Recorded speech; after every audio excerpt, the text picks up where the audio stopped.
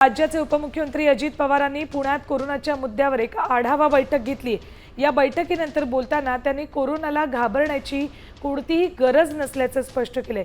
कोरोनाचे रुग्ण वाढत असले तरी नागरिकांनी घाबरण्याचं कोणतेही कारण नाही। वयस्कर नागरिकांनी काळजी घ्यावी असं अजित पवारांनी म्हटलंय। तर आषाढी एकादशीसाठी प्रशासन सज्ज असल्याचा दावाही त्यांनी केलाय।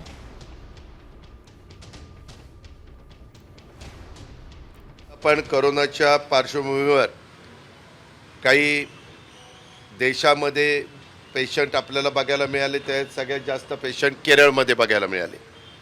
महाराष्ट्रात पण आहेत, पण आपल्या इथं पुणे पुरतं, पिंपरी चिंचवड पुरतं बोलायचं झालं तर सगळं कंट्रोलमध्ये आहे। नागरिकांना तसं घाबरून जाण्याचं काही कारण नाही, पण ज्यांची वय जास्त आहेत, वयस्कर लोक आहेत, त्यांनी काळजी घेण्याची गरज आहे।